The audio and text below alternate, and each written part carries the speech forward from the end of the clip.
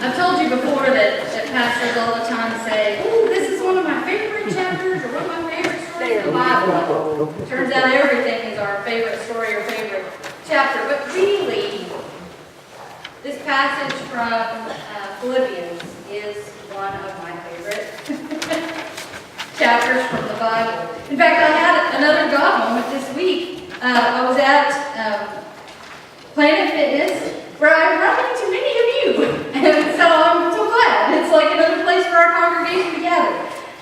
But I was there and I noticed the man on the machines that in front of me I could see that he had tattooed Philippians 4. And so I went up to him and I said, "I don't mean to disturb you, but Philippians 4 is one of my favorite chapters of the Bible." And he moved his shirt to the side and it said 4:13, which we're not going to read today. But I said, "Oh, that's the, you can do all things through Christ who strengthens you." And he said, "Yeah, that's right." And I thought, well, that's a really good tattoo to have in the gym. So, anyway, and that's one of the, actually, outside of John 3:16, that verse from Philippians was the first verse I ever memorized. So it's near and dear to my heart for that reason. But we're going to get a little personal today, and on purpose. And to do so, I want you to hear this passage that I've chosen from Philippians, because this shapes so much of my own personal experience with God. So listen now to the word of the Lord. "Rejoice in the Lord always. Again I say rejoice. Let your gentleness show in your treatment of all people. The Lord is near. Don't be anxious about anything. Rather, bring up all of your requests to God in your prayers and petitions, along with giving thanks. Then the peace of God that exceeds all understanding will keep your hearts and minds safe in Christ Jesus.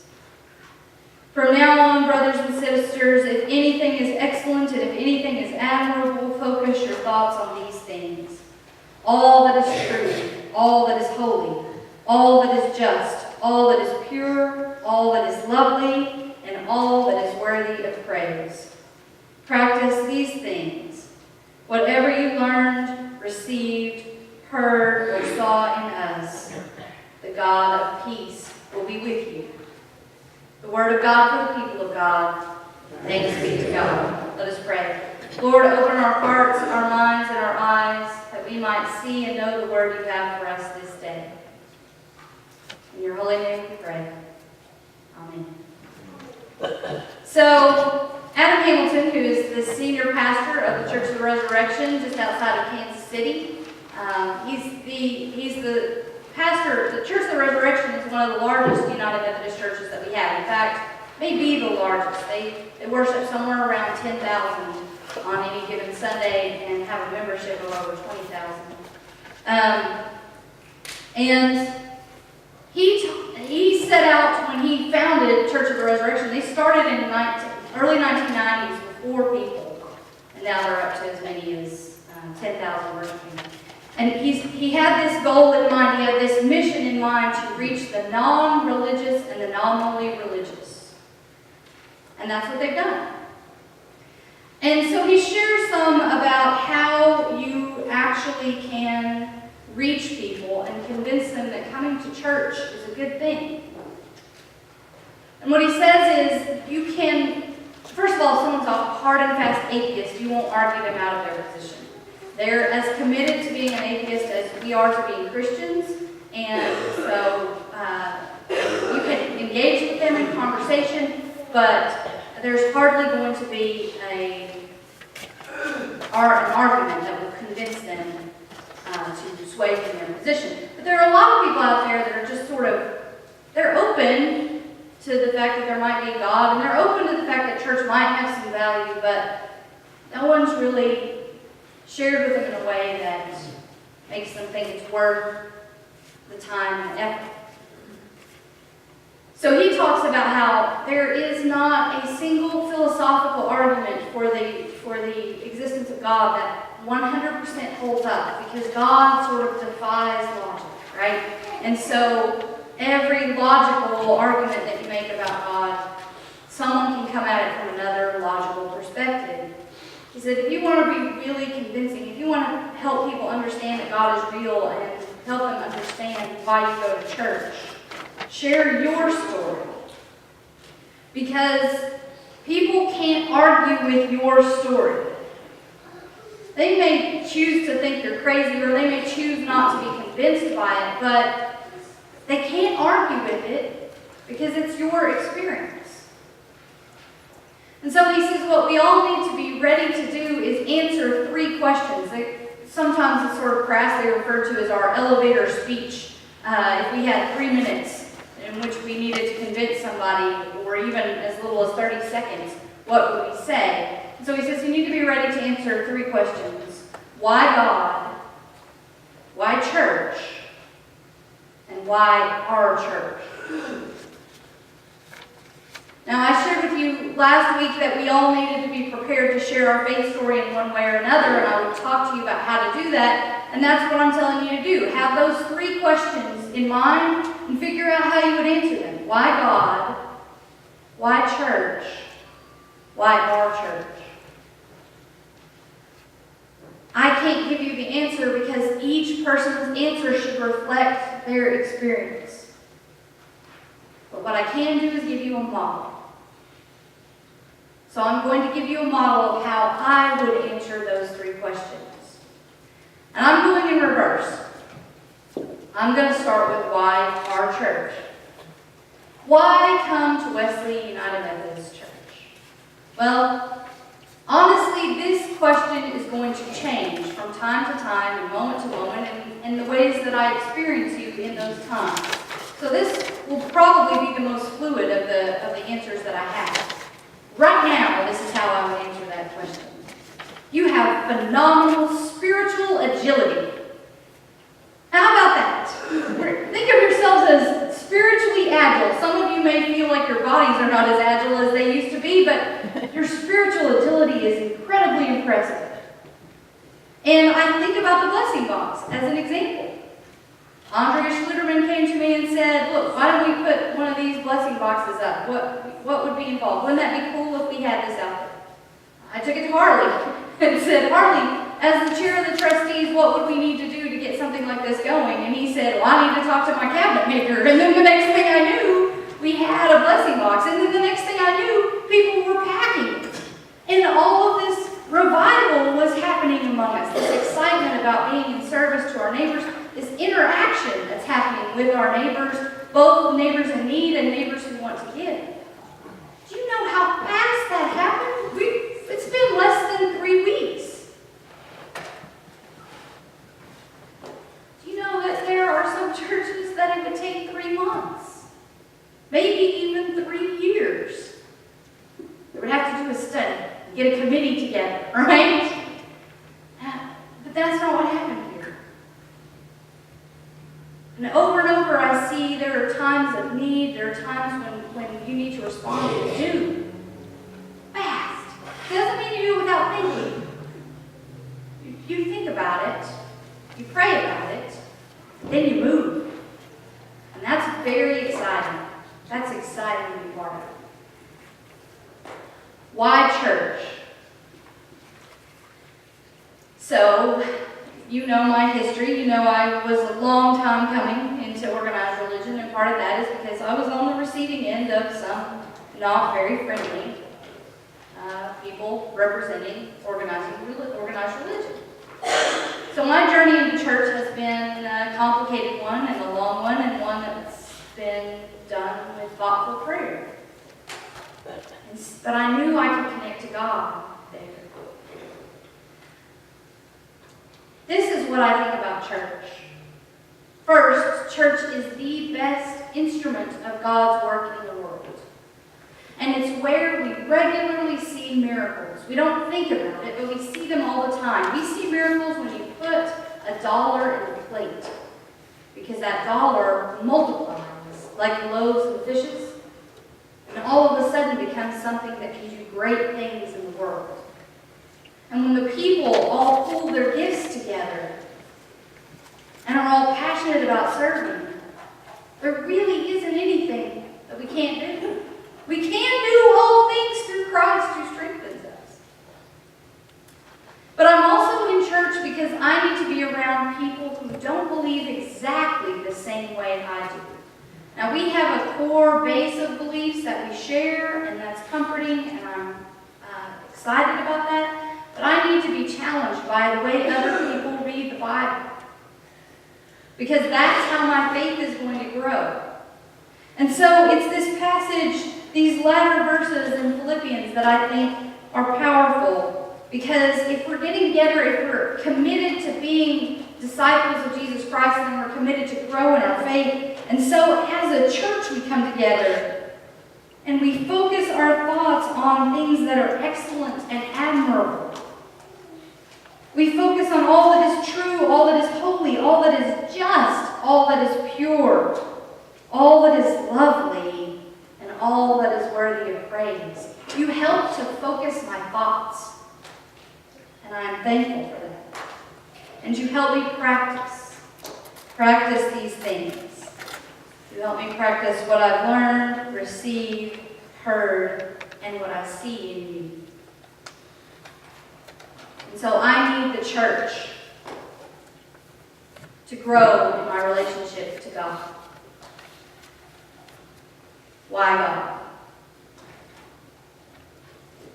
Some of you know this story. This is my call story. I had been going to church for a couple of years, signed up for Disciple Bible Study, was growing, was getting more and more excited. I also worked at the University of Arkansas at the time as the study abroad advisor, and I was working on my master's in comparative literature. It was the first day of classes in 2000, and I went to be taught by John Locke, who was teaching the cornerstone class of my degree, Introduction to Comparative Literature. I got to class early because I always get there early. And suddenly a freshman ran into our classroom and shut the door and said, "The police told me to either get out of the building or get in the classroom." And I thought, who chose wrong? Get out of the building is always the choice we make. So the folks in my class began debating, saying it must be a bomb threat. And I thought, no. I've been in Kimball Hall for 3 bomb threats. They always evacuate the building. It's a shooter. I stood looking out the 3rd floor window and watched as the police surrounded the building. I was in with police tape. And I've never felt so trapped in my life.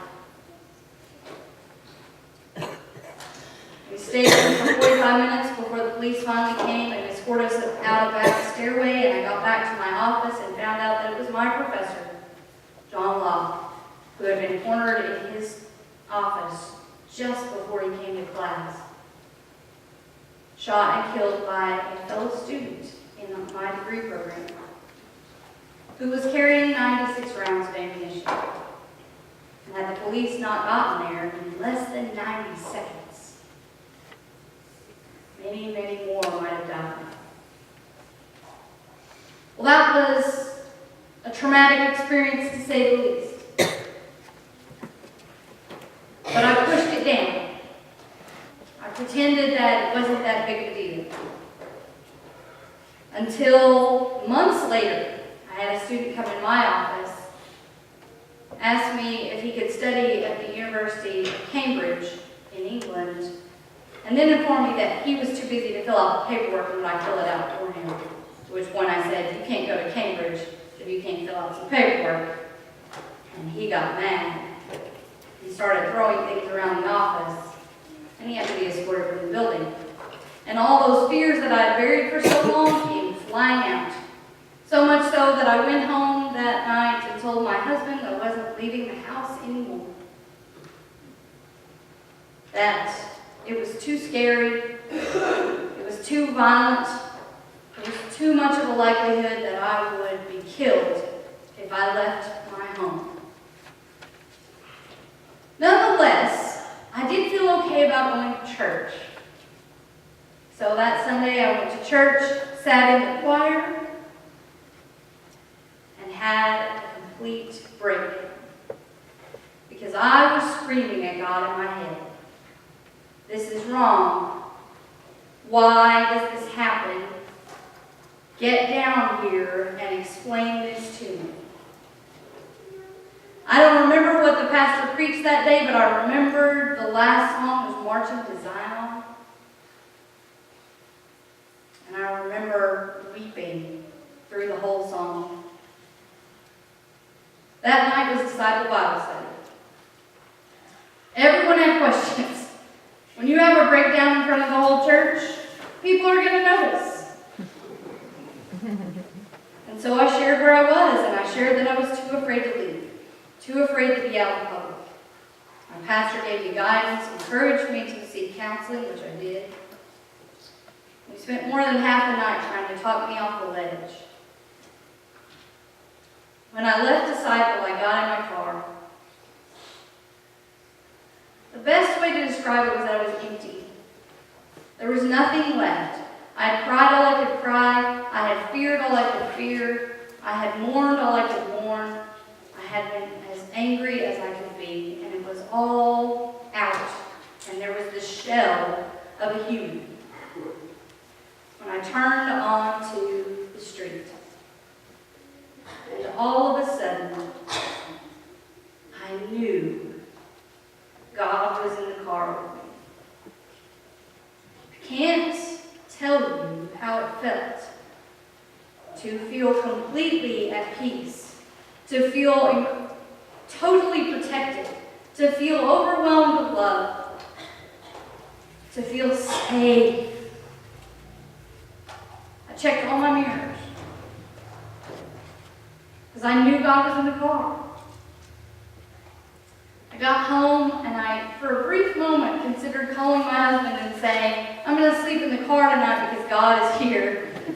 He was really close to calling the guys in the white coats as it was. So I thought I better go inside. But I went inside and slept, really slept for the first time in forever. And then the next morning, I got up, went out in the car, getting ready to go back to the University of Arkansas that I'd been so afraid of. I wasn't afraid anymore. I get in the car and I have that same feeling. God's with me again. Yes. God's going to ride around in the car with me everywhere I go. And I took a different way to work that day. I don't know why. I've never taken that way before. And all of a sudden, about 7 blocks from work, I got a flat tire. And I had this sense that God was gone. I was furious. Oh, great. We go and get stuff, God, and there you go. But I was right next to a church parking lot, and I pulled in. And I thought, well, maybe I'll be safe in the church parking lot while I try to figure out how to change this tire.